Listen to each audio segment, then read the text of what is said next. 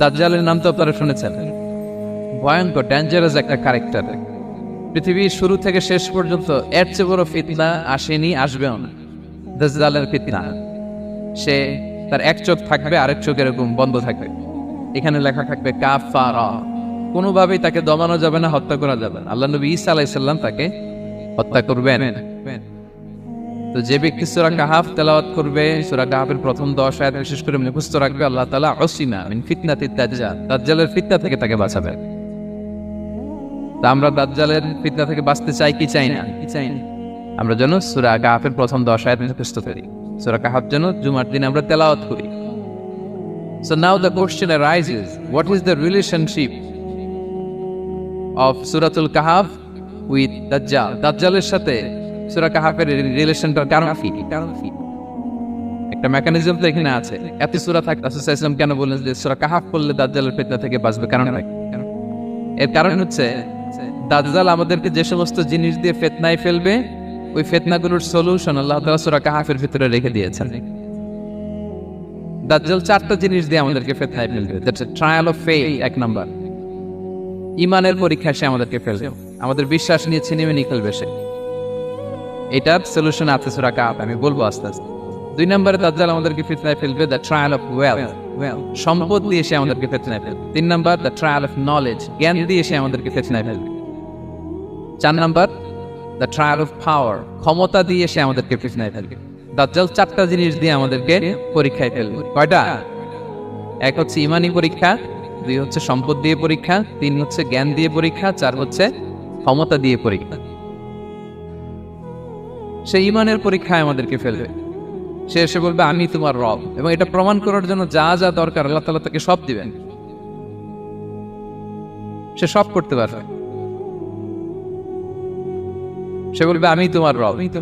যদি বিশ্বাস না হয়, তোমার বাবাকে যদি জীবিত করে বিশ্বাস করবে, অনেকে বলবে হ্যাঁ আমার আব্বাকে জীবিত করে দেখান, তো তার বাবাকে ঠিকই সে জীবিত করে ফেলবে। আসলে শয়তান তার বাবার সূরত নিয়ে সামনে দাঁড়াবে, আরে তাই তো, এটাই তো আমার বাবা, এটাই তো আমার দাদা। মানুষ ফিতনায় পড়ে যাবে, ঈমানের ফিতনায়। সে ভাববে আসলে এটাই বোধহয় আমার রব, এবং তাকে এত ক্ষমতা দেয়া হবে, তার ডান দিকে থাকবে জান্নাত, বাঁ দিকে জাহান্নাম, তার কাছে আল্লাহ এটা দিবে।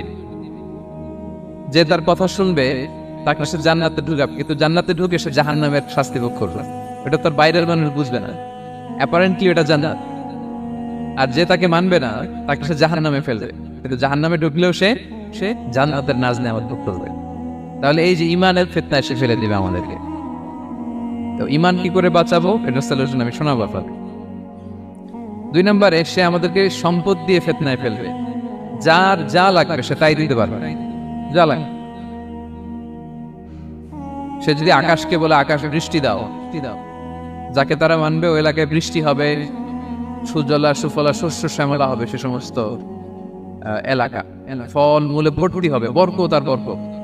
আর যে এলাকার লোকেরা, জনপদের লোকেরা তাকে মানবে না, সে বলবে ওখানে বৃষ্টি হবে না, হবে ওখানে খরা, দুর্ভিক্ষ, মাটি ফেটে চলছে, মানুষ না খেয়ে যাবে, মহামারী, দুর্ভিক্ষ দেখা যাবে। তখন বিশ্ববাসী মনে করবে এটাই বোধহয় আমাদের রব। তার মানে সম্পদ দিয়ে ফিতনায় ফেলে দিবে। 3 নম্বর হচ্ছে নলেজ, তার জ্ঞানের কাছে গোটা বিশ্ব হার মানবে। পূর্বের পরের যত জ্ঞান আছে সব আল্লাহ তাকে দিবে। ইলমুল আউয়ালিন ওয়াল আখিরিন, এমন কোনো প্রশ্ন নেই যেটা দিয়ে তাকে আটকানো যায়। যাই জিজ্ঞেস করবেন সব জানতা, সব বলে দেয়। ভবিষ্যৎবাণী বলে দিবে, বলবে আগামীকাল ওইখানে অমুক দেশে বোমা বিস্ফোরণ হবে ওইখানে, ওখানে দুর্ভিক্ষ হবে, ভূমিকম্প হবে। সে যা বলবে তাই নেই। তার জ্ঞানের এই বহর দেখে মানুষ ফিতনায় পড়ে যায়। 4 নম্বর হচ্ছে দ্য ট্রায়াল অফ পাওয়ার, ক্ষমতা। তার ক্ষমতার সামনে সব কিছু একেবারে ছিন্ন বিচ্ছিন্ন হয়ে যাবে, এত ক্ষমতা হবে তার। সে যেমনটি বলবে তেমনটি করতে হবে। বাতাসের চেয়ে দ্রুত বেগে সে এক দেশ থেকে আরেক দেশে চলে যাবে। তো তার এই সমস্ত অলৌকিক ক্ষমতা দেখে মানুষ ফিতনায় পড়ে যাবে। এবং এই ফিতনার এই পরীক্ষার মুহূর্তগুলোতে মানুষ কিভাবে নিজেকে ধরে রাখবে তার সলিউশন আল্লাহ তাআলা সূরা কাহফে দিয়েছে। এই 4টা ফিতনা থেকে বাঁচার জন্য আল্লাহ সূরা কাহফে 4টা ঘটনা উল্লেখ করেছে। কয়টা? 1 নম্বর হচ্ছে আসহাবে কাহফ, যুবকদের ঘটনা, 7 যুবকদের ঘটনা। ঈমান কি করে বাঁচাবেন, সলিউশন ওখানে। সম্পদের ফিতনা থেকে কিভাবে নিজেকে বাঁচাবেন, এজন্য একজন বাগানওয়ালার ঘটনা আল্লাহ সেখানে। জ্ঞানের ফিতনা থেকে কি করে বাঁচবেন এজন্য আল্লাহ তাআলা মুসা আলাইহিস সালাম এবং খিজির আলাইহিস সালামের ঘটনা সেখানে উল্লেখ করেছেন। আর ক্ষমতার ফিতনা থেকে কি করে বাঁচবেন এটা বোঝানোর জন্য আল্লাহ তাআলা যুলকারনাইনের ঘটনা উল্লেখ করেছেন। চারটা ফিতনা থেকে বাঁচার জন্য কয়টা ঘটনা? চারটা ঘটনা। আমরা তাহলে একটা একটা করে ঘটনা শুনি, আমরা একটু উদ্ধার করার চেষ্টা করি যে কি কি সলিউশন আল্লাহ তাআলা আমাদের বাতাস দিলেন। এক নম্বরে হচ্ছে আসহাবে কাহাফের ঘটনা। এটা 250 খ্রিস্টাব্দের সময়কালে রোমান সাম্রাজ্যের একজন বাদশা ছিল, নাম দাকিয়ানিয়াস, প্রতাপশালী বাদশা, পৌত্তলিক, মূর্তির পূজা করতেন। ঈসা আলাইহিস সালাম বিদায় নিয়েছেন 200-250 বছর হলো। তো সব নবীর ধর্মই কিন্তু ইসলাম, যদিও আমরা নাসারা বলি, ইয়াহুদি বলি, সব নবীদের ধর্মই কি ইসলাম। তো তিনি ছিলেন পৌত্তলিক, মূর্তির পূজা করত। আর তার এলাকায় কেউ যদি ঈসা আলাইহিস সালামের নাম নিত, আখিরাতে বিশ্বাস করতো, আল্লাহ বিশ্বাস করতো, তাদেরকে তারা পাথর মেরে হত্যা করত। এজন্য ভয়ে কেউ ঈসাই ধর্মে ঈমান আনত না, মানে ইসলামে ঈমান আনত না। এই রাজার ভয়ে সবাই মূর্তির পূজা করতেন। কিন্তু 7 জন যুবক ছিল, তারা স্রোতে গা ভাসিয়ে দেয়নি, স্রোতের বিপরীতে তারা ঈমান নিয়ে দাঁড়িয়েছে। তারা ঈসা আলাইহিস সালামের রেখে যাওয়া সত্য ধর্মের উপর ঈমান এনেছে, আখিরাতে তারা বিশ্বাস করত। এই 7 জন যুবকের কথা ছড়াতে ছড়াতে রাজা দাকিয়ানুসের কাছে চলে যায়। উনি তো রেগে মেগে ডেকে পাঠালো 7 জনকে। তাদেরকে জিজ্ঞেস করলো, তোমরা কাকে মানো? বলতেছে এক আল্লাহকে মানি। সাহসী, খুবই সাহসী। বলতেছে তুমি কি জানো তোমরা কার সামনে কথা বলতেছো? আমি তোমাদেরকে মৃত্যুদণ্ড দিতে পারি। তারা বলে দেন, কিন্তু আমরা সব বিসর্জন দিলেও ঈমান বিসর্জন দিতে পারবো না। সুবহানাল্লাহ। তুমি বললে তোমরা যুবক মানুষ, রক্ত গরম, আবেগে কথা বলতেছো, 3 দিন সময় দিলাম, যাও যাও, ঈসার নাম ভুলে যাও, আখিরাত ভুলে যাও, আল্লাহর নাম ভুলে যাও। 3 দিন পরে তোমাদেরকে আবার ইন্টারভিউ নেব। ওই দিন যদি একই কথা বলো, পাথর মেরে 7 জনকে দুনিয়া থেকে উড়িয়ে দিতে। তারা চলে গেল। এবার 7 বন্ধু মিলে পরামর্শ করতে লাগলো, কি করতে পারি আমরা, এই গুণেধর সমাজকে আমরা কিভাবে বাঁচাবো। এই পৌত্তলিকতার ছবল থেকে এই ইফসিস নগরীকে বাঁচাবো কি করে? নগরীটার নাম ছিল ইফসিস নগরী। বর্তমানে এটা তুরস্কের ইজমির শহরে অবস্থিত। এখনো জায়গাটা প্রত্নতাত্ত্বিকদের ইয়েতে এটা সংরক্ষিত, এখনো টুরিস্টরা যায়। তো তারা বললো, আমরা ঈমান বিসর্জন দিব না, যদি আমরা ওদের কথা মেনে নিই আমরা তো মুশরিক হয়ে গেলাম। চলো আমরা এক কাজ করি, আমরা এলাকা ছেড়ে দেব। এই 7 যুবক আল্লাহর উপর ভরসা করে তারা বাড়ি ঘর আত্মীয় স্বজন সব ছেড়ে দিয়ে লোকালয় ছেড়ে দূরে একটা পাহাড়ের ভেতরে আশ্রয় নিল। পাহাড়ের ভেতরে একটা গুহা ছিল, এই গুহা কি আরবিতে বলে আল কাহাফ। কি বলে? এই সূরার নাম কি? সূরাতুল কাহাফ। তো তাদের সাথে সাথে একটা কুকুরও যাচ্ছিল। তারা বারবার তাড়িয়ে দেওয়ার চেষ্টা করতেছিল কুকুরটাকে যাতে না যায়, কিন্তু এই কুকুর শুধু কান্না করে তাদের সাথে যাওয়ার জন্য ঘেউ ঘেউ করতেছিল। এই কুকুরটাকেও সাথে নিলেন। ভালো মানুষদের সাথে থাকলে কি হয় দেখেন, এই কুকুরের কথা, যেহেতু 7 জন ইমানদারের সাথে একটা কুকুর ছিল, এই কুকুরের কথা আল্লাহ সূরাতুল কাহাফে উল্লেখ করে দিয়েছে। ওয়াকালবুহু বাসিতুন যিরাআইহি বিল ওয়াসি। তো তারা ভিতরে গেল, যে প্রচন্ড ক্লান্ত, তারা ঘুমিয়ে পড়ল। কি করলো? এই এক ঘুমে আল্লাহ 309 বছর কাটাই দিলেন। কয়শো 9 বছর? 9 বছর গম প্রচন্ড গম যেন আর কাটা না। 309 বছর পরে এরা জাগিল। এখন খুব ক্ষুধা, ঘুমে আর মোর ভাঙতেছে। আর একজন জিজ্ঞেস করতেছে, কি লম্বা সময় ঘুম দিলাম বোধ হয় আমরা?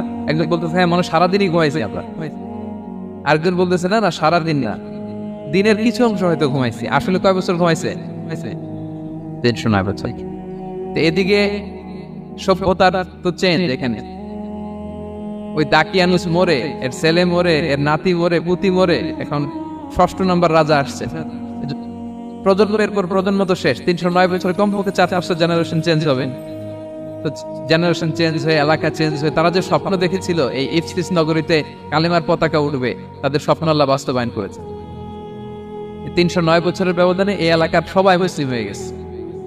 আল্লাহ চাইছিলেন ওদেরকে দেখাবে এটা, যে স্বপ্নটা যে বাস্তবায়ন হয়েছে এটা দেখাবে। তো ঘুম থেকে উঠছে, একজনকে তারা বললো যে লুকায় লুকায় চাদর মুড়ি দিয়ে কিছু রুটি নিয়ে আসো বাজার থেকে, যাতে তোমাকে না চেনে। চাদর মুড়ি দিয়ে যাও। কিছু পয়সা ছিল, মুদ্রা দিয়ে দিস। তো সে যে যখন দোকানদারের কাছ থেকে রুটি নিয়েছে আর মুদ্রা দিছে, দোকানদার বলে, এই মুদ্রা কোথা থেকে আসলো? 309 বছর আগে মালয়েশিয়াতে রিঙ্গিট ছিল কিনা জানি না, যেভাবে ওরা ট্রানজাকশন করতে পারছে যেটা ছিল, ওইটা যদি এখন কেউ দেয় রাজধানী বিলাসে খাবার পাওয়া যাবে? হ্যাঁ হ্যাঁ। তো রুটিওয়ালা বলে তুমি বর্তমান সময়ের মুদ্রা দাও, এটা দিচ্ছ কেন? বলতেছে এটা তো বর্তমান সময়ের মুদ্রা। বলতেছে এই যে মুদ্রার মধ্যে দেখো কোন সালের সিল দেওয়া, এটা তো শত শত বছর আগে। বলতেছে কি বলে শত বছর আগে? আমি তো আজকে সকালেই বাজার করলাম, ওই বাজার করে যে টাকাগুলো ছিল ওইটাই তো পকেটে। বলতেছে বলে কি, নিশ্চয়ই তুমি গুপ্তধনের সন্ধান পেয়েছো, হিডেন ট্রেজার। বলো, মানে তার সাথে এদের কথাবার্তা কিছু মিলতেছে না। পরে তাকে ধরে ওই সময়ের রাজার কাছে নিয়ে গেছে। ওই রাজা আবার মুসলিম, সবাই মুসলিম সবাই। সে যা বলে এরাও কেউ বিশ্বাস করে না, এরাও যা বলে এও বিশ্বাস করে না। আর এলাকা এর বাড়িঘর আসবে থেকে, এর নাতি পুতি যা আছে 5-6 পুরুষ তো মরে সবাই কবরে। তখন তার কথা শুনে সবাই অবাক। তো এটা মিলানোর জন্য তারা 309 বছর আগে দাকিয়ানুস বাদশার সরকারি যে নথিপত্র, ওই পুরাতন ছিঁড়া নথিপত্র তারা বের করলো। বের করে দেখেন ঠিকই দাকিয়ানুস নামে এক বাদশা ছিল, আর অনেক শত শত বছর আগে মোস্ট ওয়ান্টেড 7 জন যুবক ছিল যাদের ব্যাপারে এক্সিকিউশনের অর্ডার ছিল। এখন দেখে তারা অবাক। লম্বা ঘটনা আমি শর্ট করে বলতেছি। পরে সবাই মিলে তাকে সহ ওই গুহায় গেলেন। গুহায় যাওয়ার পরে সে বাকিদেরকে ডাকতে গুহার ভেতরে ঢুকলো। আল্লাহ তাআলা 7 জনকে ওইখানে মৃত্যু দিয়ে দিলেন। চিরকালের জন্য এই 7 জন ঘুমায় পড়ল। আর এলাকাবাসী রাজা সহ ওইখানে তারা একটা মসজিদ নির্মাণ করল। This is the story of আসহাবে কাহাফ। এলাকাবাসী যদিও মুসলিম হয়েছিল, কিন্তু আখিরাতের ব্যাপারে তাদের একটা সন্দেহ ছিল যে আসলে মানুষ মরার পরে কি আবার জীবিত হবে? মৃত্যুবরণ করার পরে আবার মানুষ জীবিত হবে? তাদের মনের মধ্যে একটা সন্দেহ ছিল যে আসলে মারা গেলে মানুষ আবার উঠতে পারে। তাদের এই সন্দেহ দূর করার জন্য আল্লাহ তাআলা এই 7 জনকে 309 বছর ঘুম পাড়িয়ে আবার জীবিত করলেন। সুবহানাল্লাহ। তাহলে ঈমান কিভাবে বাঁচাতে হয় এটার প্রেরণা আমরা এই 7 যুবকের কাছ থেকে পাই। এখানে যেটা আমরা শিখি প্রিয় ভাইরা, 1 নম্বর লেসন হচ্ছে আমাদের গুড কোম্পানি লাগবে, রাইটাস পিপল, মানে আমাদের সার্কেলটা ভালো হইতে হবে। তাদের 7 জনের সার্কেলটা খুব ভালো ছিল, ফলে তারা বিপথে যায় না, এবং তারা এমন শক্ত সিদ্ধান্ত নিয়েছে যে আল্লাহ তাআলা সেটাতে বরকত দিয়েছেন, গোটা সমাজকে আল্লাহ তাআলা চেঞ্জ করে দিয়েছেন। এটা হচ্ছে 1 নম্বর লেসন। আপনি ঈমান বাঁচাতে হলে আপনার সার্কেল ভালো লাগবে। বুঝবেন যে এলাকায় যাবেন ওখানে নামাজি সার্কেল কারা আছে, ওখানে জ্ঞানী গুণী সার্কেল কারা আছে, ওখানে ভালো কাজ করতে চায়, একে অপরকে সহযোগিতা করে, কল্যাণের পথের যাত্রী কারা আছে খুঁজতে হবে আপনাকে। বুঝে ওই সার্কেলে আপনি যুক্ত হবে, তাইলে ঈমান বাঁচানো যাবে। ক্লিয়ার? 2 নাম্বার হচ্ছে conflict between believers and disbelievers is universal. সত্য মিথ্যার লড়াই এটা চিরন্তন, আজীবন থাকবে। এটা ওনাদেরও ছিল, এখনো আমাদের লড়াই করে যেতে হচ্ছে, আমাদের ভবিষ্যৎ প্রজন্মও করবে। এই লড়াইটা আমরা করে যেতে চাই। কি বলেন? হ্যাঁ, থামা যাবে না? আমরা থামতে আসিনি, আমরা এই লড়াইটা করে যাব। আমরা সত্যের কথা বলেই যাব ইনশাআল্লাহ। বলা ইনশাআল্লাহ। 3 নাম্বার হচ্ছে যে লেসনটা আমরা পাই, অনেকগুলো লেসন, আমি খুব প্রেসাইজলি বলতেছি। যুবকরা চাইলে একটা সমাজকে পাল্টে দিতে পারে। এই পৃথিবীতে যত বড় বড় বিপ্লব হয়েছে এগুলো যুবকরা এনেছে। তারা হচ্ছে সভ্যতা গড়ার কারিগর। আসহাবে কাহাফ আমাদের এই সময়ের নওজওয়ানদের জন্য প্রেরণা, তারা আমাদের জন্য প্রেরণার বাতিঘর। তারা যেমনি ঈমানকে রক্ষা করেছে, আমাদের যুবকরা চাইলেও তাদের ঈমানি চেতনাতে স্পিরিট দিয়ে সমাজটাকে পাল্টে দিতে পারে। কি বলেন? এখানে বেশিরভাগই তো যুবক। হ্যাঁ, গুড সার্কেলে থাকবেন তো আপনারা? সত্যের পক্ষে সবাই থাকবেন তো? আল্লাহ তাআলা কবুল করুন। আচ্ছা, এবার 2 নাম্বার ছিল সম্পদের ফিতনা, কিভাবে বাঁচবেন। আসহাবে কাহাফের পরে সূরা কাহাফে আল্লাহ তাআলা একজন বাগানওয়ালার ঘটনা বলেছে। 2 জন বন্ধু, একজন একটু গরিব, সে বিশ্বাসী, আরেকজন ধনী, সে অবিশ্বাসী। তাকে আল্লাহ তাআলা বিশাল বড় খেজুরের বাগান আর আঙ্গুরের বাগান দিয়েছেন, বিশাল বড়, অনেক বড় বিজনেস ম্যাগনেট। তো এই সম্পদের অহংকার সে করত। সে প্রায় তার গরিব বন্ধুকে বলতো যে তোর চেয়ে আমার সম্পদও বেশি, সন্তানও বেশি, জনবল বেশি, লোকবল বেশি, অর্থবল বেশি, সব বেশি। অহংকারে তার পা মাটিতে পড়তো না। আর সে আখিরাতে অবিশ্বাস করত, এবং সে বলতো যে এই সম্পদ আমারে বাঁচাবে, চিরকাল আমাকে স্মরণীয় করে রাখবে, এই সম্পদ কোনোদিন যাবে না। অনেক বড় বড় ধনীরা আছে, তারা এরকম মনে করে যে আমি এত বড় সিআইপি, হ্যাঁ, আমি এত বড় বিজনেস ম্যাগনেট, এই দিন বোধহয় আর চেঞ্জ হতে পারে না। আমার আজীবনই বোধহয় এত পাওয়ার থাকবে, এত সম্পদ থাকবে। এটা ভুল ধারণা। এটা কি ভুল ধারণা? এই যে তুরস্কে দুর্ভিক্ষ হইল না, আপনারা দেখছেন না যে অনেক সম্পদের মালিক বাড়ি ঘর ভেঙে রাস্তার পকেট, এখন ওই যে রিফিউজিদের জন্য যে খাবার আসছে ওখানে লাইনে দাঁড়াইছে, কারণ একটি লাইনে না দাঁড়ালে খাবারও তো মিলবে না। হাজার কোটি টাকার মালিক ছিল, ভেঙে চুরে সব শেষ। এখন রিলিফের ইয়ে নেওয়ার জন্য দুস্থদের কাতারে ওখানে দাঁড়াইছে, কারণ দাঁড়াইলেই কিছু খাবার পাওয়া যাবে, খিচুড়ি পাওয়া যাবে, তা না হলে তো খাবারটাও মিলবে না। এই যে বঙ্গবাজারে আগুন লাগলো আমাদের বাংলাদেশে, 20টা-25টা দোকান ছিল অনেকের যাদের অন্যান্য বিজনেস আছে তারা হয়তো সার্ভাইভ করতে পারতেছে, কিন্তু এমন অনেক ব্যবসায়ী ছিল সব শেষ, জ্বলে পুড়ে তার টাকা পয়সা পুঁজি সব শেষ। তো ধনীকে গরিব বানাতে আল্লাহর 1 সেকেন্ডও লাগে। ওই বিশাল প্রাসাদ থেকে টেনে ভাঙ্গা থালা হাতে দিয়ে রাস্তায় নামাইতে আল্লাহর কয় সেকেন্ড লাগে বলেন তো? 1 সেকেন্ডও লাগে না। সো এই লেসনটা কিন্তু আমাদের নিতে হবে, এবং ওই ব্যক্তির নসিবে তাই উঠেছে।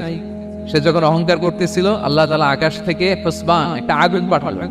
ওই আগুন এসে তার আঙ্গুরের বাগান, তার খেজুরের বাগান, বিশাল মাইলকে মাইল এই বাগান জ্বালিয়ে পুরে মুহূর্তের মধ্যে সারখার হবে, এবং মুহূর্তের মধ্যে সে পথের ভিখারি, ফকির। এই ঘটনাটা এনে আল্লাহ তাআলা সম্পদশালীদেরকে রিমাইন্ডার দিলেন যে এই সম্পদের ফিতনায় তোমরা পড়ে যেও না। আমরা সম্পদশালী হলে বাস্তবতা অনেক সময় ভুলে যাই। সূরাতুল হুমাজাতে আল্লাহ তাআলা বলেন, ইয়াহসাবু আন্না মালাহু আখলাদা। সম্পদশালীরা মনে করে এই সম্পদ আমাকে চিরকাল বাঁচিয়ে রাখবে, চিরকাল বোধহয় এই সম্পদ আমার হাতে থাকবে। না, এটা হাতের ময়লা, আজ আছে কাল নাই, যে কোনো সময় চলে যেতে পারে। এটা হচ্ছে ম্যাটেরিয়ালিস্টিক আউটলুক, বস্তুবাদী চিন্তা থেকে এই আমাদের ধনী ভাইদের এই সমস্যাটা হয়, ভোগবাদী চিন্তার প্রভাব আর কি। সম্পদ যখন হাতে থাকে ধরাকে সরাজ্ঞান করে, মনে করে যে সবই আমার কন্ট্রোলে। না, আপনারে ওই গরিবের কাতারে আনতে, ওই রিলিফের সম্পদ নেয়ার জন্য ওই লাইনে দাঁড় করাইতে আল্লাহর 1 সেকেন্ডও লাগে, এটা খেয়াল রাখতে হবে। আমরা যখন প্রাইভেট কারে চড়ি, মাঝে মাঝে অনেকে এসে হাত পাতে, এদেরকে ছোট করা যাবে না। গল্পটা আল্লাহ ভিন্ন করতে আল্লাহর 1 সেকেন্ডও লাগে। ওইদিকে আমি দাঁড়ায় হাত পাততাম আর উনি প্রাইভেট কারে বসে থাকতো, আল্লাহ চাইলে করতে পারতেন না, পারতেন। তো এখান থেকে আমাদের জন্য শিক্ষা হচ্ছে সম্পদ এটা ক্ষণস্থায়ী, আজ আছে কাল নাই, এটা ক্ষণস্থায়ী, এটাকে এভারলাস্টিং মনে করা যাবে না। এভারলাস্টিং হচ্ছে আখিরাত। ওয়ালাল আখিরাতু খায়রুল লাকা মিনাল উলা, আখিরাত তোমার জন্য দুনিয়ার চেয়ে শ্রেষ্ঠ। এবং আল্লাহ তাআলা দৃষ্টান্ত একটা দিয়েছেন যে দুনিয়ার জীবনটা হচ্ছে কামা, ওই পানির মতো যেটা আনজালনাহু মিনাস সামা, আকাশ থেকে নাজিল করেছি। ওই পানি ক্ষেতের মধ্যে পড়ে ফসল, ফুল ফসল হয়েছে।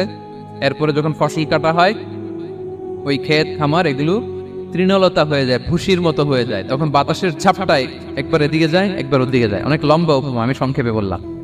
তো শেষ আউটপুটটা হচ্ছে এটা, সম্পদ এটা মুহূর্তেই চলে যেতে পারে। সম্পদ উপার্জন জায়েজ আছে, মুসলিমরা সম্পদ উপার্জন করতে পারবে, কোনো অসুবিধা নাই। আপনি যদি ধনী হন এটা ভালো, ফলে আপনি যাকাত দিতে পারবেন, অসহায় দুস্থদের সহায়তা করতে পারবেন, কন্ট্রিবিউট করতে পারবেন।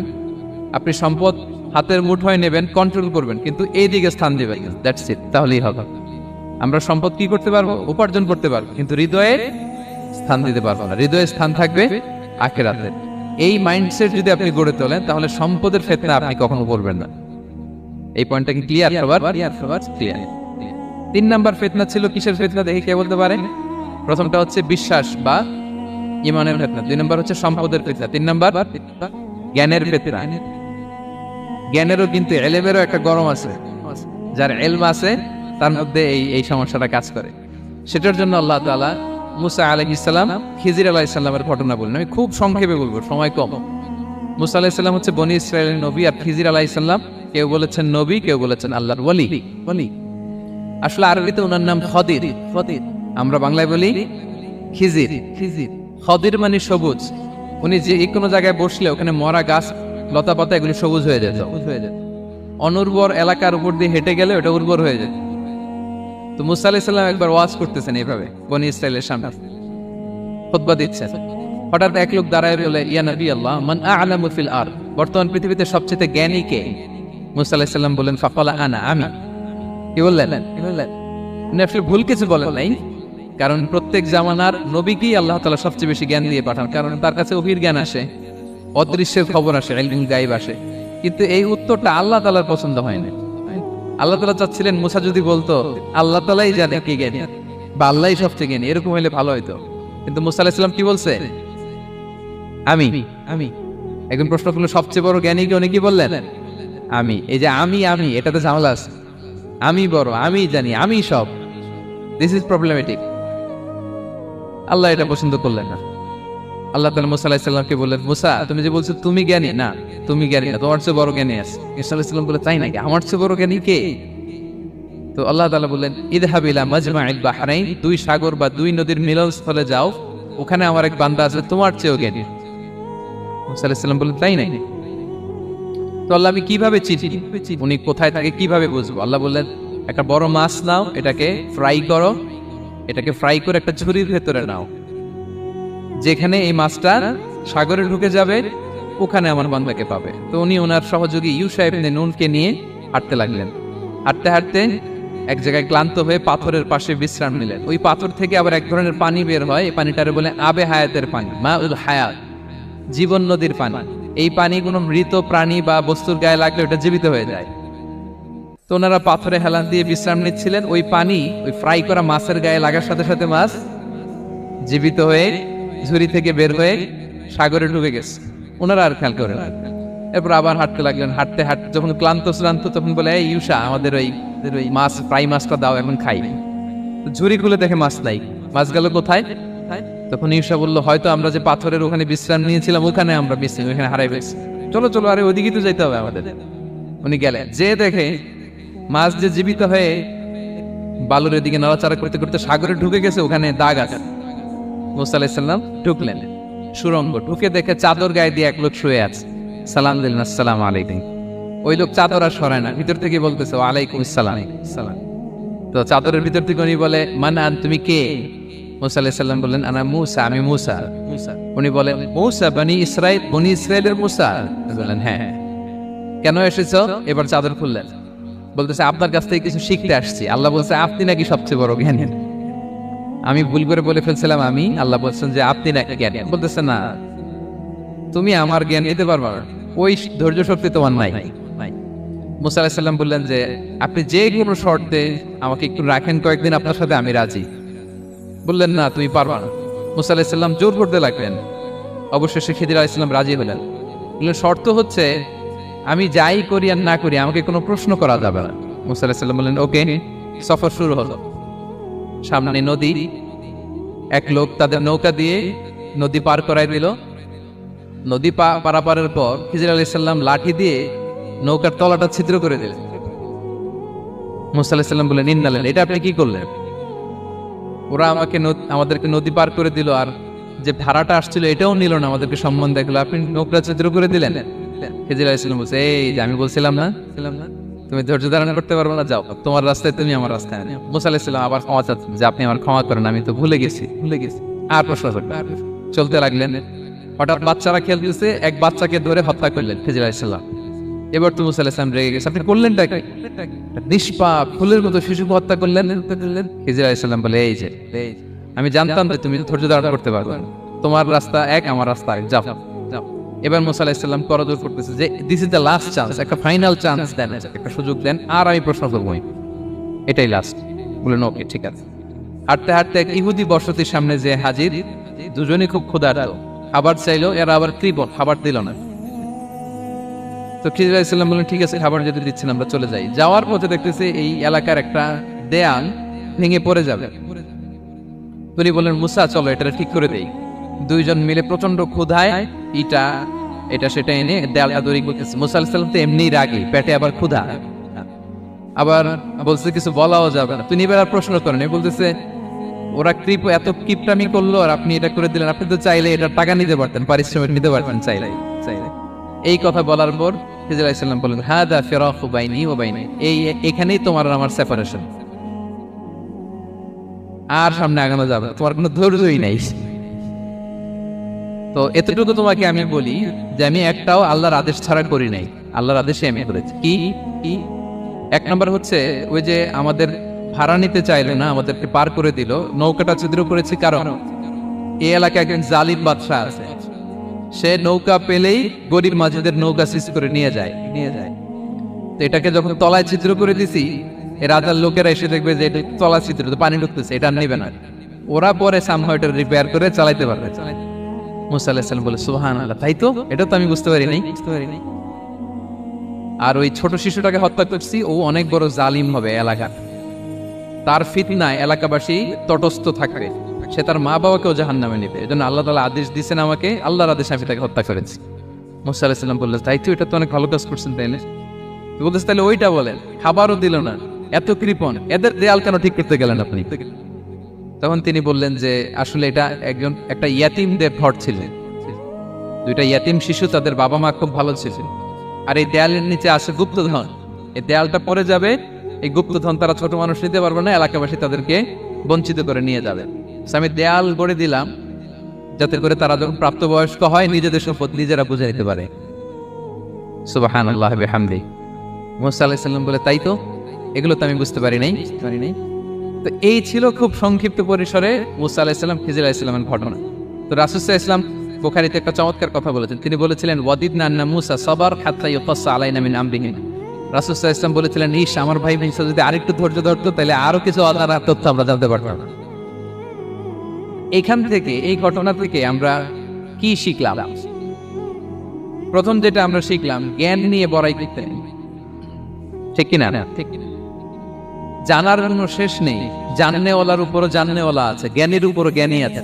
আপনি কিছু জেনে মনে করবেন না আমি সব জানি। আপনার চাইতেও বেশি জ্ঞানী অনেকে আছে। অনেক সময় বক্তার চাইতেও শ্রোতারা অনেক জ্ঞানী। হয়তো এখানে এমন অনেক জ্ঞানী লোক আছে যার ধারে কাছেও আমরা কেউ নেই, হতে পারে। সো আমি সব জানি, এটা ভুল, এটা শয়তান বলে। এটা কে বলে? শয়তান বলে। আবু নওয়াস একটা কবিতা লিখেছেন, ওয়াকুল লিমান ইয়াদঈ ফিল ইলমি ফালসাফাতান হাবাসতা শাইআন ওয়া গাবাত আনকা আশিয়াউ। কেউ যদি বলে আমি সব জানি, তুমি তাকে বৃদ্ধাঙ্গুলি দেখিয়ে বলো আপনি কিছুই জানেন না, আপনি অল্প কিছু জেনেছেন, জানার এখনো অনেক বাকি। তাহলে মুসা আলাইহিস সালামের এই ঘটনা জিজ্ঞেস করা হলো কে জ্ঞানী, উনি বললেন আমি জ্ঞানী। এরকম কি আমরা কখনো বলবো? না। সবচাইতে বড় জ্ঞানী কে?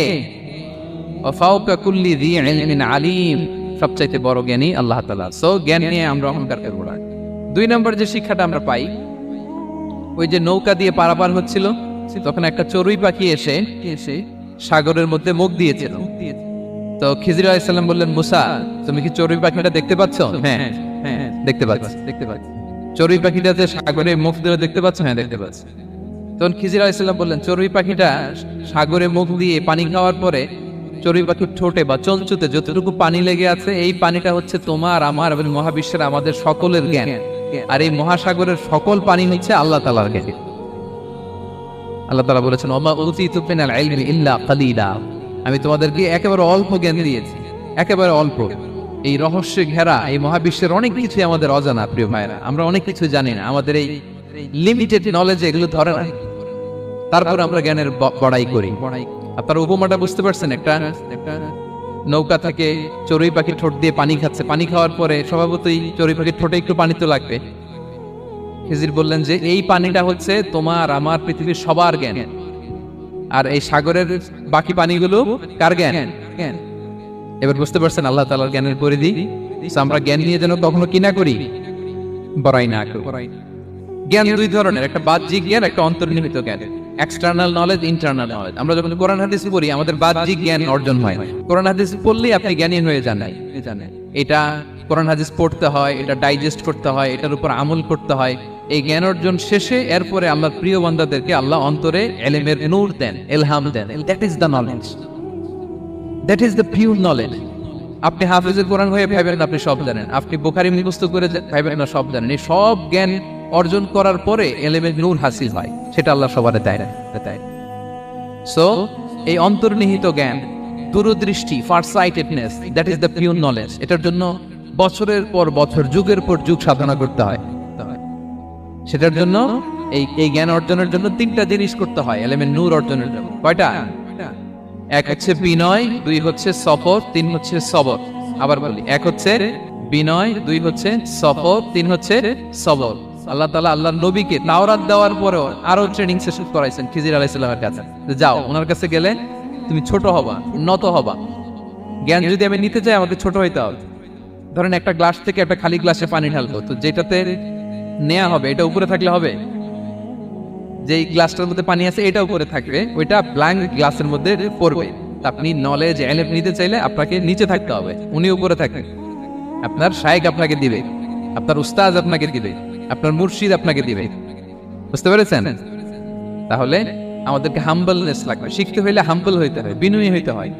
আচ্ছা, 2 নাম্বার সফর করতে হয়। এটা আল্লাহ মুসা আলাইহিস সালামকে দিয়ে করাইছেন, যাও যাও পিছে পিছে উস্তাদের পিছে পিছে ঘুরো।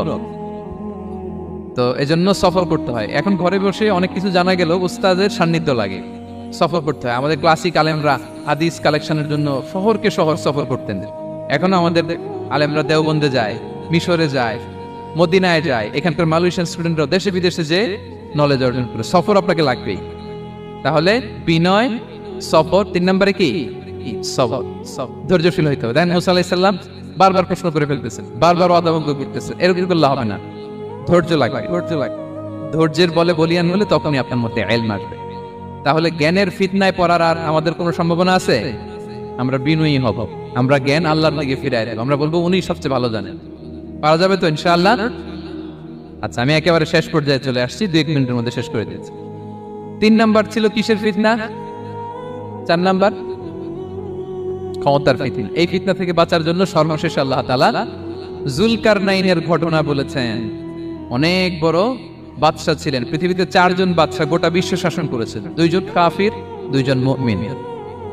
কাফির একজন হচ্ছে নমরুদ, যিনি ইব্রাহিম আলাইহিস সালামকে আগুনে ফেলেছিলেন। আরেকজন হচ্ছে বখতনাসার, যাকে ইংরেজিতে বলে নেবুচারনেজার দ্য সেকেন্ড, দ্বিতীয় নেবুচারনেজার।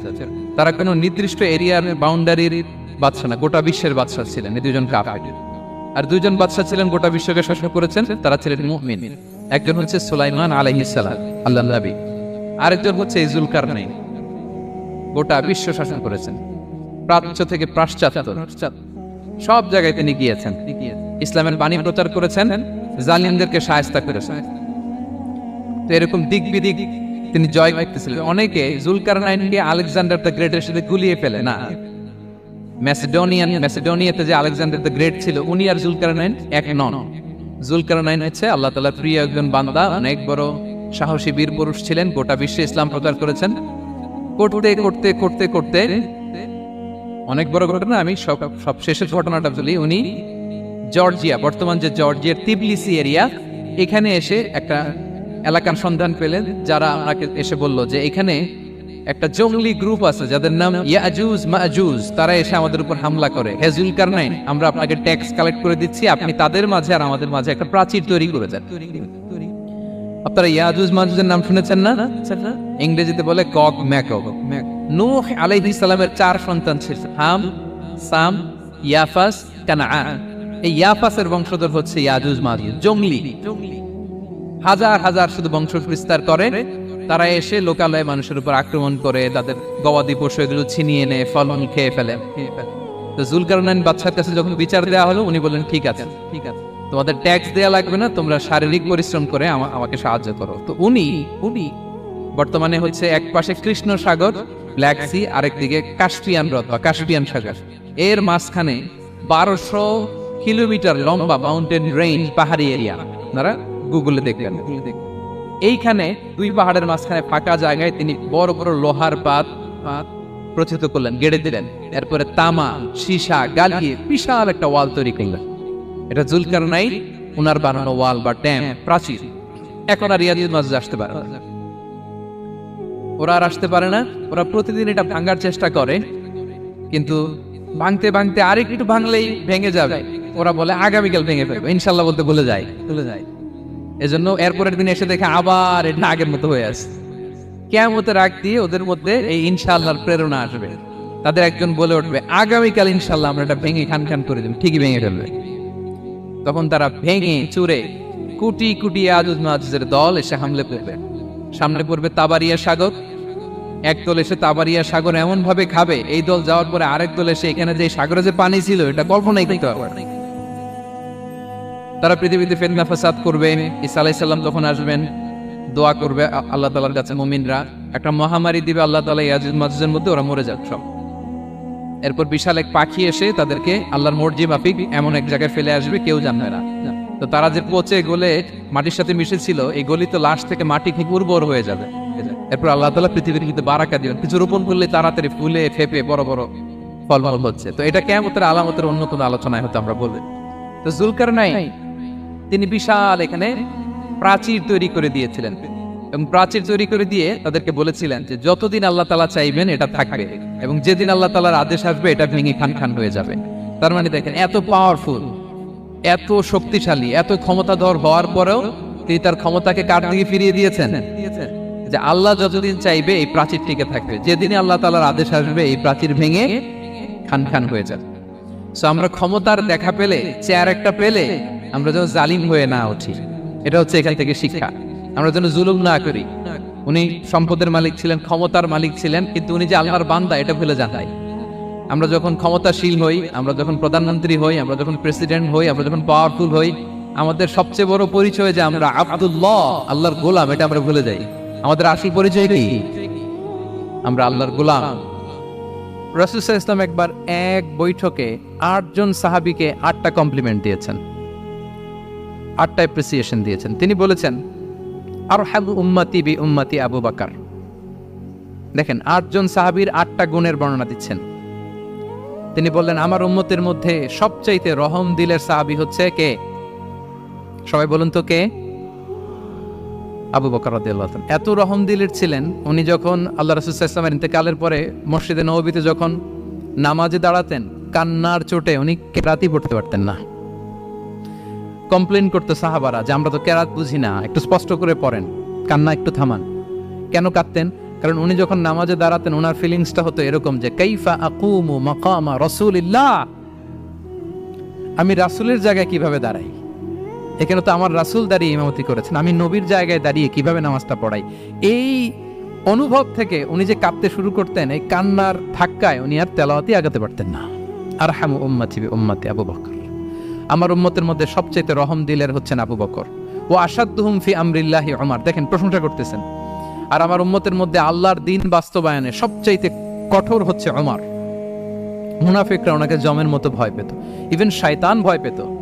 রাসূল সাল্লাল্লাহু আলাইহি ওয়াসাল্লাম বলেন, ওমর তুমি যদি এই রাস্তা দিয়ে হাঁটো, শয়তান যদি দেখতে পায়, শয়তান এই রাস্তা রেখে দিয়ে অন্য কোনো রাস্তা থাকলে ওইটা দিয়ে হাঁটে। সুবহানাল্লাহ। আমাদের অনেক সময় এমন হয় না যে আমাদের বাচ্চারা, ছেলেমেয়েরা খেতে চায় না, আমাদের নাতি নাতনিরা খেতে চায় না, মায়েরা খাবার নিয়ে পেছনে পেছনে ঘুরে, আর তখন ভয় দেখায়, এই রাত্রিবেলা তাড়াতাড়ি খাও, ওই যে বাঘ আসবে, বাঘ, বিড়াল আসবে, বিড়াল, তাড়াতাড়ি না খেলে কিন্তু ভূত আসবে, ভূত। এরকম বলেন আপনারা? বলেন না? এই দায়িত্ব তো আপনাদের কাঁধে থাকে না? তো ওই যে আমাদের বোনরা বলতে পারবে, বোনরা খাবার নিয়ে ঠিকই রাত্রিবেলায় বাচ্চাদের পেছনে পেছনে এরকম দৌড়াতে হয়। তো কি বলতে হয়? যে এই ভূত আসলো, ভূত, ওই যে বিড়াল আসলো, বিড়াল, কুকুর আসলো, এইগুলো বললে বাচ্চারা আবার ভয় পায়, তাড়াতাড়ি করে খায়। তো মদিনাতেও মদিনার বাচ্চারা খেতে চাইতো না। তো খেতে না চাইলে মায়েরা ভূত আসতেছে, ভাল্লুক আসতেছে, এগুলো না বলে বলতো, হা হুয়া ইয়াতি উমর, ইয়াতি উমর, তাড়াতাড়ি খাও, তাড়াতাড়ি খাও, ওই যে ওমর আসতেছে, ওমর। সুবহানাল্লাহ বিহামদিহি ওয়া আশাদ্দুহুম ফি আমরিল্লাহি উমর। আল্লাহর দ্বীন বাস্তবায়নে সবচেয়ে কঠোর ছিলেন ওমর রাদিয়াল্লাহু তাআলা আনহু। ওয়া আসদাকুহুম হায়াআন উসমান। সবচেয়ে লাজুক সাহাবী ছিলেন উসমান রাদিয়াল্লাহু তাআলা। শুধু অর্থ বলে যাই। ওয়া আকরাউহুম লিকিতাবিল্লাহি উবাই ইবনে কাব। সবচেয়ে কোরআনের ভালো কিরাত পড়তে পারতেন উবাই ইবনে কাব। আফরাদুহুম যায়েদ ইবনে সাবিত। উত্তরাধিকার বন্টনের নীতিমালা, ফারায়েজের জ্ঞান ছিল যায়েদ ইবনে সাবিত রাদিয়াল্লাহু তাআলা। ওয়া আ'লামুহুম বিল হালালি ওয়াল হারামি মুআদ ইবনে জাবাল। এই উম্মতের হালাল হারামের স্পেশালিস্ট সাহাবী হচ্ছেন মুআদ ইবনে জাবাল। আলা ওয়া ইন্না লিকুল্লি উম্মাতিন আমিনান ওয়া আমিনা হাদিহিল উম্মাহ আবু উবাইদা ইবনুল জাররাহ। সব উম্মতের একজন বিশ্বস্ত লোক থাকে, এই উম্মতের সবচাইতে বিশ্বস্ত লোক হচ্ছে আবু উবাইদা ইবনুল জাররাহ। দেখেন, 8 জন সাহাবীর 8টা গুণের কথা বললেন। আচ্ছা, রাসূল সাল্লাল্লাহু আলাইহি ওয়াসাল্লাম যখন সাহাবীদের প্রশংসা করেছেন, ওই সাহাবীদের কেমন লেগেছে বলেন তো? ফিলিংসটা ভালো লেগেছে না? হৃদয়ে জুড়িয়েছে, ইন্সপায়ার্ড হয়েছেন, মোটিভেটেড হয়েছেন, আরো ভালোর প্রতিযোগিতা কি করে করা যায়। সাহাবীদের মধ্যে সবচাইতে সুরেলা গলার কণ্ঠের অধিকারী ছিলেন আবু মুসা আল-আশআরী রাদিয়াল্লাহু তাআলা আনহু। তো রাসূল সাল্লাল্লাহু আলাইহি ওয়াসাল্লাম একবার রাত্রিবেলা তার বাসার পাশ দিয়ে যাচ্ছিলেন, দীর্ঘ সময় ওনার কণ্ঠের তেলাওয়াত শুনলেন। পরের দিন সকালে বললেন যে, আবু মুসা, তুমি তো চমৎকার গলায় তেলাওয়াত করো। আবু মুসা বলে, ইয়া রাসূলুল্লাহ, আমি তো কোনোদিন আপনার সামনে দাঁড়িয়ে তেলাওয়াত করি না, আপনি কি করে জানলেন? রাসূল সাল্লাল্লাহু আলাইহি ওয়াসাল্লাম বললেন, গত রাতে তুমি যখন তেলাওয়াত করছিলে আমি তোমার ঘরের পাশ দিয়ে যাচ্ছিলাম, আমি মনোযোগ দিয়ে শুনেছি। আবু মুসা বলে, ইয়া রাসূলুল্লাহ, আপনি আমার তেলাওয়াত শুনতেছেন, ওইটা জানলে তো আমি ফজর পর্যন্ত তেলাওয়াত চালিয়ে যেতাম, হাত্তাল ফাজর আমি তেলাওয়াত চালিয়ে যেতাম ইয়া রাসূলুল্লাহ। আল্লাহ রাসূল সাল্লাল্লাহু আলাইহি ওয়াসাল্লাম তখন বললেন, লাকাদ উতিতা মিজমারান মিন মাযামিরি আলি দাউদ। হে আবু মুসা, দাউদ আলাইহিস সালামের গলায় আল্লাহ তাআলা যেমনি সুরের ঝংকার দিয়েছেন, এই উম্মতের মধ্যে তোমার গলায় আল্লাহ সেই সুরের লহরী ঢেলে দিয়েছে। বলেন, এই অ্যাপ্রিসিয়েশন যখন রাসূলের মুখ থেকে পাইলো কেমন লাগবে ওনার? বলেন। এখানে ধরেন আপনি কেউ হাফেজে কোরআন, শেখ সুদাইস যদি বলে যে মাশাআল্লাহ মাশাআল্লাহ আনতা কারিউল কুররা, আপনাকে যদি এটা বলে কেমন লাগবে আপনার? হ্যাঁ, সারা দুনিয়া তো এটা বলে বেড়াবেন যে শেখ সুদাইস আমার রেসিটেশনের প্রশংসা করেছে, খাবার ইমাম আমার প্রশংসা এপ্রিসিয়েট করেছে। আর স্বয়ং রাসূলুল্লাহ সাল্লাল্লাহু আলাইহি ওয়াসাল্লাম যখন বলে তোমার গলায় আল্লাহ সুরের ঝংকার ঢেলে দিয়েছে, তখন ওনার কেমন লেগেছে? এজন্য আপনার ছেলে মেয়ে স্ত্রী বন্ধু আপনার সার্কেলের কেউ কোনো ভালো কাজ করলে কৃপণতা করবেন না, এপ্রিসিয়েট করুন। রাসূল সাল্লাল্লাহু আলাইহি ওয়াসাল্লাম এপ্রিসিয়েশন আমাদেরকে শিখিয়েছেন। ইভেন মুখাইরিক নামে এক ইহুদি ছিল, মদিনার সব ইহুদিরা বিট্রে করেছে, কিন্তু এই মুখাইরিক নামে এক ইহুদি উহুদের যুদ্ধে মুসলিমদের পক্ষে লড়াই করে নিহত হয়েছে। সে তার কথা রেখেছে। মুসলিম সাহাবীদের শহীদদের লাশের সাথে যখন এই ইহুদি তার লাশও আনা হলো, রাসূল সাল্লাল্লাহু আলাইহি ওয়াসাল্লাম তার দিকে তাকায় বললেন, মুখাইরিক খায়রু ইয়াহুদ, মুখাইরিক is the best among Jewish. তিনি বললেন, মুখাইরিক, এই পৃথিবীতে যত ইহুদি আছে এখানকার ইহুদিদের মধ্যে মুখাইরিক হচ্ছে সবচেয়ে শ্রেষ্ঠ ইহুদি। দেখেন, মুখাইরিক কোন ধর্মের ছিলেন? মুসলিম নাকি? কোন ধর্মের? ইহুদি হওয়ার পরেও তাকে এপ্রিসিয়েশন করতে রাসূল সাল্লাল্লাহু আলাইহি ওয়াসাল্লাম ভুলেন নাই। তাহলে আমরা যেন এপ্রিসিয়েটিভ মাইন্ডসেটের অধিকারী হই। কটা গেল? 10 নম্বরে হচ্ছে ফ্লেক্সিবল। 10 নম্বরে কি? ফ্লেক্সিবল, মানে কোনো বিষয়ে খুব অনড় হয়ে থাকা, এটা রাসূল ইসলাম ছিলেন না, ফ্লেক্সিবল ছিলেন। আমরা অনেক সময় বলি না যে ভাই আপনি কি 9টায় আসতে পারবেন না 10টায়? বলে আমি ফ্লেক্সিবল উইথ দিস, মানে যেটা বলবেন আমার সমস্যা, এরকম ইজি গোয়িং ছিলেন উনি, গো ধরে থাকতেন না, যে কোনো পরিস্থিতিকে সামলে নিতেন। ফ্লেক্সিবল হচ্ছে যে কোনো পরিবেশ পরিস্থিতির সাথে নিজেকে মানিয়ে নেওয়া, খাপ খাওয়া, নিজেকে সামলে নেওয়া, সলিউশন বের করে ফেলা, এটা রাসূল সাল্লাল্লাহু আলাইহি ওয়াসাল্লামের ছিল, এটাকে বলে ফ্লেক্সিবল মাইন্ডসেট। নাজরানের 60 জন খ্রিস্টান পাদ্রী এসেছিল মদিনায় দেখা করতে। কোন ধর্মের? খ্রিস্টান। সবাই আওয়াজ করে বলুন, কোন ধর্মের? খ্রিস্টান। এখন এত মানুষকে সম্মানিত মেহমানকে উনি কোথায় বসতে দিবেন? পরামর্শ করলেন কোথায় বসতে দেওয়া যায়। এক সাহাবী বলে, আমার কাছে কিছু খেজুর পাতা আছে, ওটা বিছায়া একটা জায়গা করে ওখানে বসি। রাসূল ইসলাম বললেন, না, দামি মেহমান, এটা হয়। আরেকজন বলে, বিকেল বেলায় তো সূর্য পড়ে যাবে, পাহাড়ের ছায়ায় উহুদ পাহাড়ের ওই পাশে যেয়ে বসি। রাসূল ইসলাম বললেন, না, এটাও তো হয় না। বলতে বলতে ওই 60 জন পাদ্রী চলেই আসছেন এই মানে বিদেশি মেহমান, ফরেন ডেলিগেশন। কি করবেন? রাসূল ইসলাম 60 জনকে মসজিদে নববীর ভেতরে নিয়ে বসালেন। সুবহানাল্লাহ পড়তে পারলেন না? মসজিদে নববীর ভেতরে বসালেন। এবং সিরাতে ইবনে ইসহাকে এসেছে যে তখন ওদের আবার ইবাদতের সময় হয়েছে, রাসূল ইসলাম তাদেরকে ইবাদতেরও সুযোগ দিয়েছেন। তাদের কিবলা পূর্ব দিকে, তারা পূর্ব দিকে হয়ে 60 জন ওখানে ইবাদত করেছে, তাদের ধর্ম রীতি অনুযায়ী সালাত আদায় করছে। দেখেন কতটা ফ্লেক্সিবল ছিলেন রাসূল সাল্লাল্লাহু আলাইহি ওয়াসাল্লাম। ফজরের সালাতের পরে ঘরে ঢুকেই আম্মাজান আয়েশাকে জিজ্ঞেস করতেন, কোনো খাবার আছে? আম্মাজান আয়েশা যদি বলতেন আছে, তিনি সেটা খেতেন। কোনোদিন যদি বলতেন না ইয়া রাসূলুল্লাহ, ঘরে তো খাবার নাই, তখন রাসূল সাল্লাল্লাহু আলাইহি ওয়াসাল্লাম বলতেন, ফাইন্নী সাইম, অসুবিধা নাই, খাবার যেহেতু নাই আমি রোজা রেখে দিলাম। কত ইজি গোয়িং। আচ্ছা, আমরা হলে কি করতাম বলেন তো? ফজরের পরে ঘরে গেছেন আপনি, বড় সাহেব না, এবার যাওয়ার পরে জিজ্ঞেস করছেন কি আছে, খাবার দাও। যদি বলে ঘরে কিছু নাই, কি বলবেন? দেখি কয়েকটা উত্তর আসুক। ফজরে মসজিদে অনেক কিছু করে টরে ক্ষুধা পেটে ঘরে গেলেন, যে বললেন যে টেবিলে বসে বললেন যে খাবার দাও, এখন বলে যে কিছু নাই ঘরে, কি উত্তর আসবে? এখান থেকে একটা উত্তর আসুক, বলেন কি বলবেন? হ্যাঁ, খবর আছে? এই তো, এদিকে বলেন, আপনি কি বলবেন? আপনারা আলহামদুলিল্লাহ বলে না, কিন্তু বাসায় বলে না। পিছনে ভাবিরা আছে, এখন কিন্তু রিপোর্ট নেওয়া যাবে সহজে। তো যদি আমরা আলহামদুলিল্লাহ বলি, that is called easy going and flexible mindset. এটাই হওয়া উচিত। খাবার থাকলে খেতেন, না থাকলে বলতেন okay I am fasting, it's not a big deal, ফাইন্নী সাইম।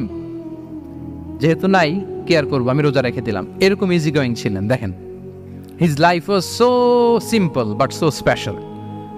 হ্যাঁ, মুহাম্মদ সাল্লাল্লাহু আলাইহি ওয়াসাল্লাম তাহলে ফ্লেক্সিবল ছিলেন। কয়টা গেল? আর কয়টা বাকি?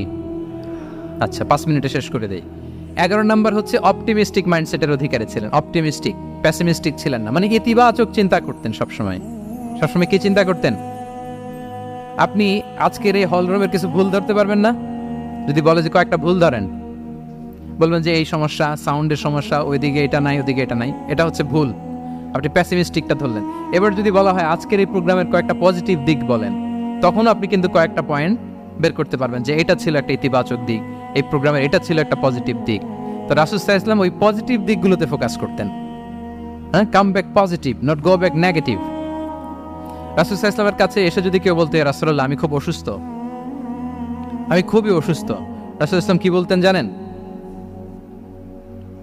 জি, রাসূল সাল্লাল্লাহু আলাইহি ওয়াসাল্লাম বলতেন লা বাসা আলাইকা তুহুরুন ইনশাআল্লাহ। ইয়া রাসূলুল্লাহ আমি অসুস্থ। রাসূল সাল্লাল্লাহু আলাইহি ওয়াসাল্লাম বলতেন আরে don't worry, it will cleanse up you from your sins if Allah wish. ইনশাআল্লাহ এতে তোমার যে গুনাহ টুনা আছে, পাপ আছে, এই পাপগুলোকে আল্লাহ তাআলা এই অসুস্থতা দিয়ে মোচন করে দিচ্ছেন। পড়েন সুবহানাল্লাহ। তাহলে আপনি অসুস্থতার মধ্যে একটু হালকা হলেন না, যে জ্বরে ভুগতেছি কিন্তু এই জ্বরে নাকি আমার গুনাহ মাফ হয়ে যায়। পেটের ব্যথায় আক্রান্ত, মাথা ব্যথায় আক্রান্ত, কিন্তু এটাতে নাকি আল্লাহ আমার পাপ মোচন করে দেয়, তাহলে একটু ভালো লাগবে না? তাহলে দেখেন, একটা কঠিন পরিবেশকে রাসূল সাল্লাল্লাহু আলাইহি ওয়াসাল্লাম সহজ করতেন। অসুস্থ শুনলেই লা বাস তুহুরুন ইনশাআল্লাহ, আর কিছু হবে না, আল্লাহ তোমার গুনাহ মাফ করে দিচ্ছে। অসুস্থ ব্যক্তি দেখলেই মাথায় হাত দিয়ে দোয়া করতেন, আল্লাহুম্মা রাব্বান নাস আযহিবিল বাস ইশফি আনতাশ শাফি লা শিফাআ ইল্লা শিফাউক শিফাআন লা ইউগাদিরু সাকামা। উজ্জীবিত হয়ে যেত অসুস্থ ব্যক্তি। আমরা কি করি? আমরা কি করি? কাউকে অসুস্থ দেখলে, রোগাক্রান্ত দেখলে, ওই রোগে সবচাইতে কষ্ট পেয়ে যে মারা গেছে তার ঘটনা বলা শুরু করি। হায় রে ভাই, আপনার ক্যান্সার, আমার এক খালা ছিল ক্যান্সারের 4th স্টেজে চলে গেছিল, 14টা কেমো দেয়া লাগছে, এই যে ফিরিস্তি একেবারে ওনার দাফন কাফন পর্যন্ত। এখন বলেন, ওই লোক যাও সুস্থ ছিল, এখন আর সুস্থ থাকবে? কথা বলেন, থাকবে? একটা দিব্যি সুস্থ মানুষকে যদি আপনি বলেন ভাই আপনাকে দেখতে কেমন যেন একটু রোগা রোগা লাগতেছে, অসুস্থ নাকি? এরপরে প্ল্যান করে ধরেন আপনি বললেন, উনি আবার ওদিকে যাওয়ার পরে আরেকজনকে প্ল্যান করে বলতে বললেন, বললো ভাই ব্যাপার কি, চেহারাটা কেমন শুকনা শুকনা। এরকম 5 জন বলার পরে ওই বিকেলে কাঁথা গায়ে দিয়ে শুয়ে ফেলবে বিছানায়। তবে আপনি অসুস্থ এমনি বানাই ফেলছেন। কিন্তু রাসূলুল্লাহ সাল্লাল্লাহু আলাইহি ওয়া আলিহি ওয়াসাল্লাম উনি বলতেন লা বাস আলাইক তুহুরুন ইনশাআল্লাহ, আরে সুস্থ হয়ে যাবা। এজন্য দেখতে গেলে আপনি উৎসাহিত করবেন, বলবেন আরে ভাই আপনার তো খুব সুস্থ লাগতেছে। কে বলছে আপনি অসুস্থ? অসুস্থতার কোনো ছোঁয়াই তো আপনার মধ্যে নাই। হ্যাঁ, you are looking very fine, চমৎকার লাগতেছে আপনার, কে বলছে? তো ভালো হয়ে যাচ্ছেন। এটা বললে উনি আশা পায়। আর আপনি যদি ওই রোগে সবচেয়ে কষ্ট পেয়ে যে মারা গেল, এই ঘটনা যদি ওনারে শোনান, উনি বাঁচবে বলেন?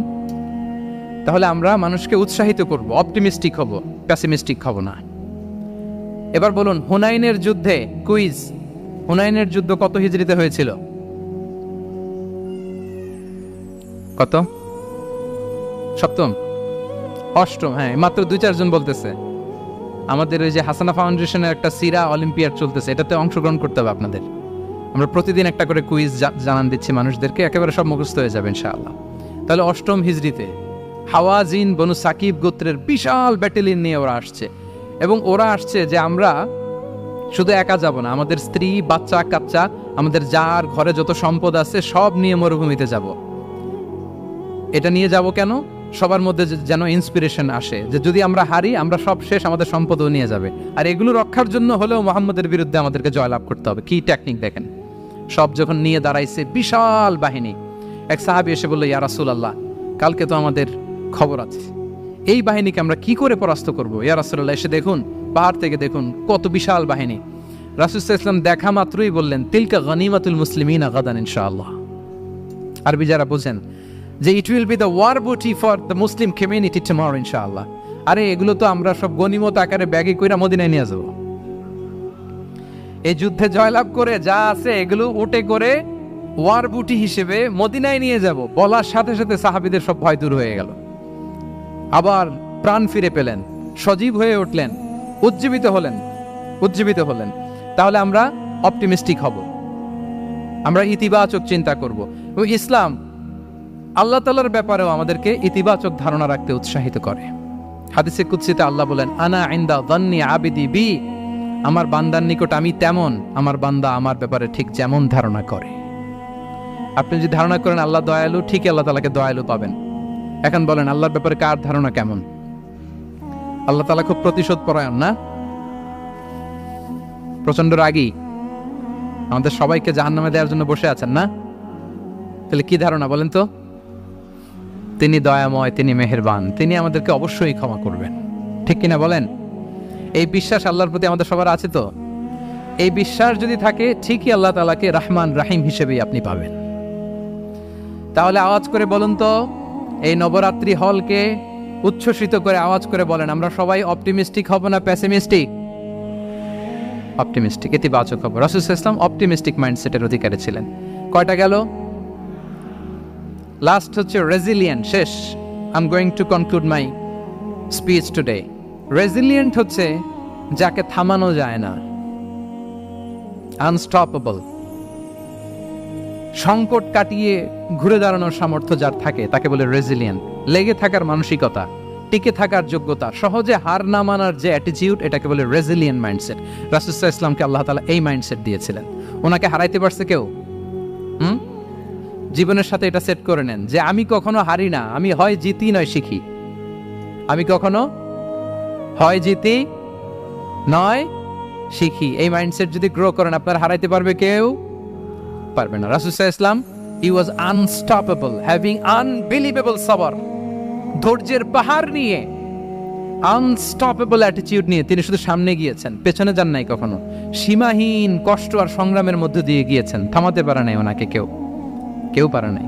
ইয়াতিম হিসেবে জন্মগ্রহণ করলেন, পৃথিবীর আলো দেখবার আগে বাবাকে হারালেন, ছোট বয়সে মাকে হারালেন, পরে দাদাকে হারালেন, এরপর চাচাকে হারালেন। শিয়াবে আবি তালেবে জেল খেটেছেন 3 বছর। Physical torture, mental torture, life threat, হত্যা করার ষড়যন্ত্র হয়েছে। আল্লাহ তাআলা বলেছেন আজ রাতে হিজরত কর।